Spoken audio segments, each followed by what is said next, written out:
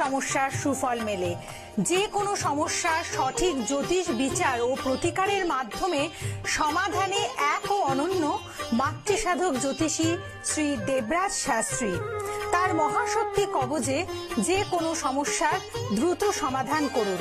মাতৃসাধক জ্যোতিষী শ্রী দেবরাজ শাস্ত্রী।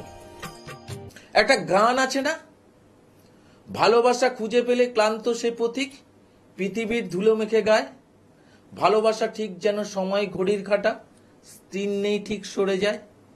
আজকে কাদের উদ্দেশ্যে এই কথাটা বললাম? যেসব মানুষরা প্রেমে আঘাত পেয়েছেন, সত্যি স্যার আমি মনে প্রাণ দিয়ে ভালোবাসতাম স্যার, আজকে সেই জায়গা থেকে আঘাত পেয়েছি, মানসিক দিক থেকে ভেঙে পড়েছি। বাবা মা আজকে কতবার বলেছিল যে এইখান থেকে সরে আয় সরে আয় সরে আয়, কিন্তু প্রেমের ভালোবাসা তো মানে না, তাই সরতে পারিনি স্যার।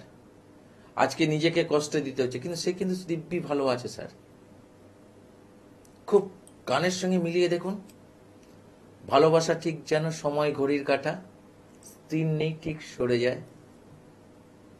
তাহলে ভালোবাসতে গেলে নিজেকে ভালোবাসুন। আমরা নিজেকে ভালোবাসি না। অনেকেই বলে, কে বলেছে স্যার আমরা নিজেকে ভালোবাসি না? আমরা তো স্যার আমাকে খুব ভালোবাসি। আমি কি করে বললেন আপনি আমাকে খুব ভালোবাসি? আপনি যে নিজেকে ভালোবাসেন সেটা কি করে বললেন আপনি? বলছে কেন স্যার আমি আমার জন্য সবকিছু করি, যেটা আমি ভালোবেসে সেটাই করি। না, করেন না। যদি করতেন তাহলে শরীরে এই প্রবলেমগুলো আপনার জীবনে আসতো না। আপনি কি টাইমলি খাবার খান? স্যার কর্মের চাপে স্যার হয় না টাইমলি খাবার খাওয়া। তাহলে খাবার না খাওয়ার ফলে স্টমাক এমটি স্টমাক থাকার ফলে দীর্ঘদিন এরকম যেতে যেতে গ্যাসের সমস্যা হচ্ছে না? জানতেন তো? যদি আমি ঠিক টাইমে খাবার খেতাম, ঠিক টাইমে যদি এই জিনিসগুলো করতাম, তাহলে আমার এই সমস্যাটা আসতো না। তো আপনারা জানতেন না, জেনে শুনেই ভুলটি করলেন। কেন? কর্মের চাপে স্যার। কি করব স্যার, কাজের এতটাই প্রেশার স্যার, খাওয়াটা ঠিক টাইমলি হয়ে ওঠে না, তাই আজকে গ্যাসের জন্য ওষুধ খাই, কিন্তু গ্যাস সারে না স্যার।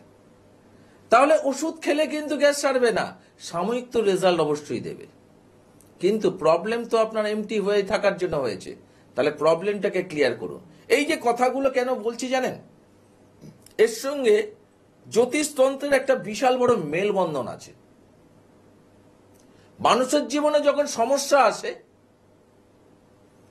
তখন কিন্তু একদিনই সমস্যাটা হয় না, ছোট্ট থেকে হতে হতে হতে হতে হতে যখন বাড়তে থাকে তখন সমস্যাটার সম্মুখীন হই। যেমন অনেকে দেখবেন গ্যাস্ট্রিকের সমস্যা ভোগেন, অনেকে আলসারে পরিণত হয়ে গেছে, কিন্তু একদিনই কি আলসার হয়েছে? একদিনই কি গ্যাস্ট্রিক হয়েছে? তার জন্য এর কারণ কিন্তু নিজেরাই। এই যে বলেন না যে আমরা নিজেকে ভালোবাসি, না ভালোবাসি না।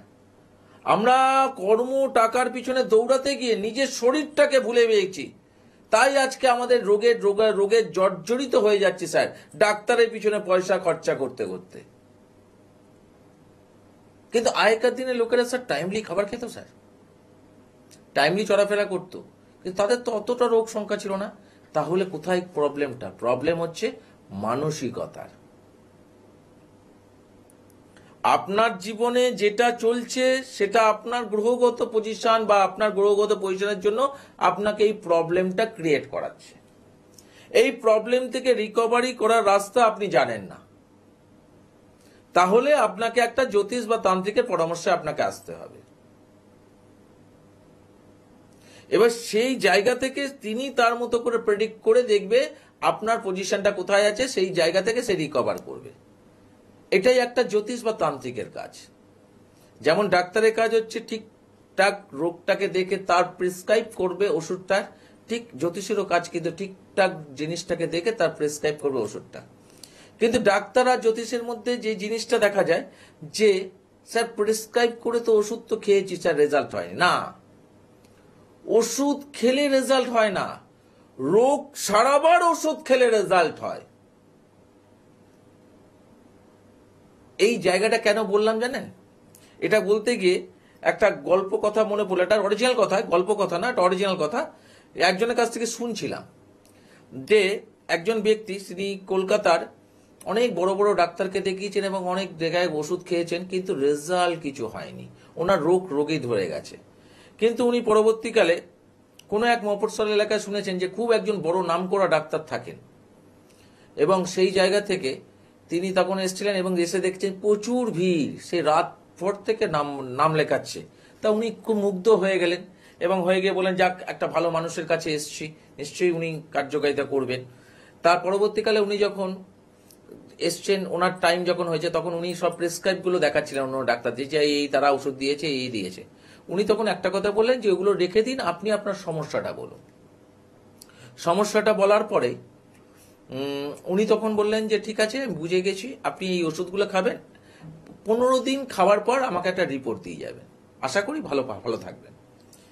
তা ভদ্রলোক তখন ভাবলেন যে যেসব ডাক্তাররা দেখেছি তার থেকে নাকি ইনি আরো বড় ডাক্তার, নামকরা ডাক্তার, সেই হিসাবে ভাবছিলেন মনে হয় এই ওষুধগুলোর দাম মনে হয় অনেকটাই বেশি হবে।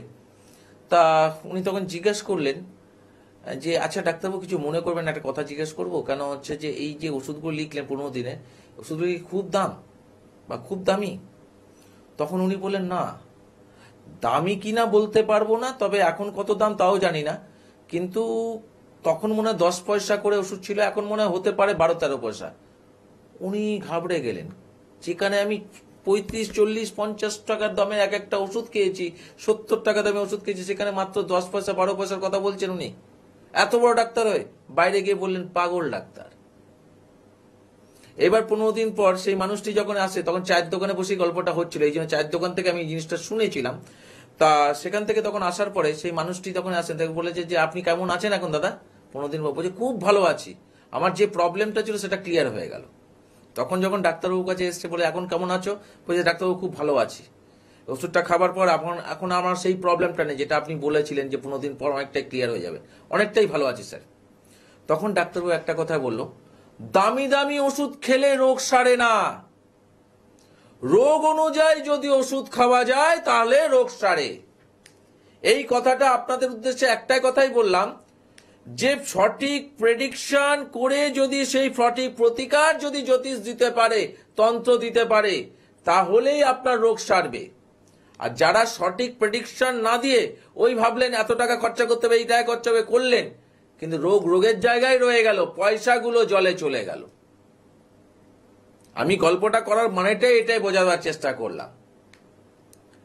তার ফলে মানুষকে বাছার চেষ্টা করুন, কোন মানুষটার কাছে গেলে কি পাবেন সেটাকে নেওয়ার চেষ্টা করুন, তাহলেই কার্যকারিতা পাবেন। আমি রোগ ধরে ওষুধ দিই, তাই আমার কাছে প্রশ্ন করবেন না কেউ এই জিনিসটার দাম কত। আমি বিক্রেতা নই, আমি মাল বেচতে বসিনি। আপনার রোগের পরিমাণ যদি কম পয়সার হয়, সেই কম পয়সায় আপনাকে দেওয়া হবে, কারণ আমার টার্গেট আপনার রোগ সারাবার, আমার টার্গেট আপনার সমস্যা থেকে মুক্ত করার। আবার যেই জায়গাটা দেখা যাবে যে না, এটা কম পয়সার রোগ নয়, এখানে রোগের জন্য এই ওষুধটাই আপনাকে প্রেসক্রাইব করতে হবে এবং খেতে হবে, তাহলে সেটাও খেতে হবে আপনাকে। আমি বিক্রেতা নই, তাই কেউ প্রশ্ন করবেন না আচ্ছা ওনার কাছে গেলে কি অনেক টাকা খরচা হয়, ওনার কাছে গেলে কি, কেন উনি কিন্তু দোকানদার নয়। আপনারা যদি দোকানদার ভেবে নেন সেটা আপনাদের ভুল, কারণ আমার কাছে যারা আসেন তারা কিন্তু প্রকৃতভাবে কাজ পাবার উদ্দেশ্যেই আসেন।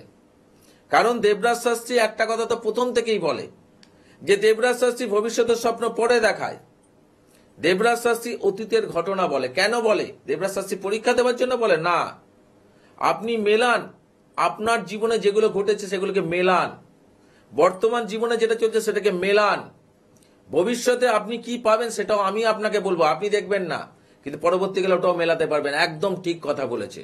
এবং তার জন্য যদি কোনো অবস্ট্রাকল বাধা থাকে সেই অনুযায়ী প্রতিকার করান, রেজাল্ট পাবেন। অনেকেই অনেক কিছু প্রশ্ন করেন, আচ্ছা স্যার ওনার মহাশক্তি কবচের দাম কত, উনি যে বংশ পরম্পরা মহাশক্তি, না ওইভাবে হয় না এগুলো।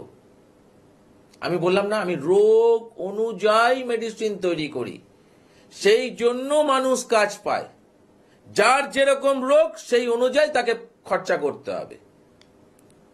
যার যদি দেখা যাচ্ছে যে অল্প খরচায় সে কার্যকারিতা পেয়ে থাকে, অল্প খরচা, যার খরচা বেশি পড়বে তার কিছু করার নেই, তাকে বেশি বলতে হবে। কেন আমার মোটিভটা আপনার থেকে অর্থ নেওয়াটা নয়, আমার মোটিভটা আপনি যে বিশ্বাসটা নিয়ে এসছেন সেই বিশ্বাসটাকে অক্ষুণ্ণ রাখার এবং সমস্যাটাকে মুক্ত করা। আর মুক্ত করতে গেলে যে যে জিনিস আমার প্রয়োজন সেই জিনিসগুলোই আমাকে কাজ করবে। এই যেমন বললো না যে অনেক সময় অনেক ক্ষেত্রে মানুষরা কি করে, ভালোবেসে জীবনে ঠকে। আবার অনেক সময় ভালোবেসে বিয়ে করার পরে বিবাহিত লাইফ ডিস্টারবেন্স হয়ে গেল।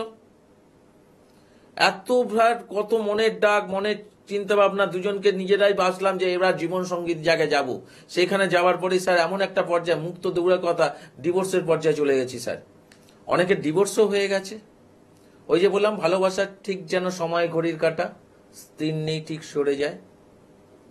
তাহলে এই সরে যাওয়ার জায়গা থেকে আগে আমি যদি জানতে পারতেন, বা যদি কোনো কারণে যদি জায়গাটা ক্লিয়ার করতে পারতেন, তাহলে ভালোবাসাটা তো থাকতো। সরে যাওয়ার আগের মুহূর্তে যদি কোনো ভালো মানুষের শরণাপন্ন হতেন, কোনো জ্যোতিষস্থান থেকে শরণাপন্ন হতেন, এবং সেখান থেকে যে জায়গাটা, যে প্রবলেমটা আপনার হয়ে আছে, সেই জায়গাটাকে যদি ক্লিয়ার করতেন, তাহলে কি আপনার ভালোবাসাটা কি দূরে সরে যেত? যেত না। কিন্তু এই যে সময় ঘড়ির কাঁটা, আপনাদের সময় তো ঠিক জায়গায় ছিল না, তাই আপনি ভালো মানুষের সংস্পর্শে আনেননি।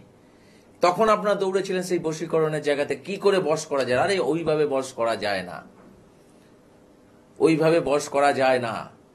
ওগুলো আকর্ষণীয় প্রোগ্রাম, যে প্রোগ্রাম শুনে মানুষ ভাববে যে আরে বাবা, ইনি অনেক বড় জায়গার লোক। না, এইটুকুই তাদের করা যায় না। প্রকৃত করতে গেলে বিচার জানতে হয়। কেন আপনার ভালোবাসাটা সরে যাচ্ছে? কেন আপনার ভালোবাসাটাকে আমি আটকাতে পারছেন না? ভালোবাসাটার মাধ্যম দিয়ে কেন আপনি আপনার জীবনে দুঃখটা পেয়ে গেছেন, এখনো পাচ্ছেন, রাত্রের পর রাত্রে কাঁদছেন? এত তো ভালোবেসেছি, তার পরিণাম আজকে এইখানে। এগুলো কি বলা যেত না? অবশ্যই বলা যেত। এগুলো কি কিছু করা যেত না? অবশ্যই করা যেত। সময় থাকতে আপনাকে আসতে হবে। কেটে গেল, চলে গেল, 2 মাস 5 মাস হয়ে গেল, ফিরিয়ে আনতে হবে আকর্ষণ ক্রিয়ার মাধ্যমে। এইসব জিনিস হয় না। আর আমাদের বংশ পরম্পরা রিলেটেড তো হয়ই না। বশীকরণ, আকর্ষণ, উচ্চাটন, মারণ, এইসব ক্রিয়াগুলো হয়ই না। তাই সময় থাকতে যদি দেবরাজ শাস্ত্রীর কাছে যদি কেউ মানুষ আসতে পারে, তাহলে সেখানে কিন্তু রেজাল্ট দেখিয়ে দেবে দেবরাজ শাস্ত্রী। সেই ভালোবাসাটাকে আটকে রাখবে, কারণ আটকাবার ক্ষমতা দেবরাজ শাস্ত্রীর আছে। কানেকশন ওয়াইজ আজকে আপনার মধ্যে প্রবলেম ক্রিয়েট করছে বলে ভালোবাসাটা দূরে যাচ্ছে। যেটা বলো সময় ঘড়ির কাঁটা, সময়টা আস্তে আস্তে আপনার ক্ষেত্রে বিরূপ যাচ্ছে বলেই আপনার ভালোবাসাটাও দূরে চলে যাচ্ছে। সময়টাকে যদি ঠিকঠাক ভাবে আটকানো যায়, তাহলে এই ভালোবাসাটাকে আবার জোড়া লাগানো যায়। যাদের এই ধরনের সমস্যা মনে হচ্ছে, যাদের বিবাহিত লাইফে এরকম প্রবলেম মনে হচ্ছে, যাদের মনে হচ্ছে যে থার্ড পার্সন বা অবৈধ সম্পর্ক রিলেটেড করে সংসারটাকে ছাড়খাড় করে দিচ্ছে, তাদের উদ্দেশ্যে বলছি, সময় থাকতে এই 2টো ফোন নাম্বারকে লিখে রাখুন এবং যোগাযোগ করুন। হতে পারে আপনার জীবনের মিরাক্কেল জায়গা কিন্তু এই দেবরাজ শাস্ত্রী করিয়ে দিতে পারে। আপনার কান্নাকে হাসিতে পরিণত করতে পারে এই দেবরাজ শাস্ত্রী।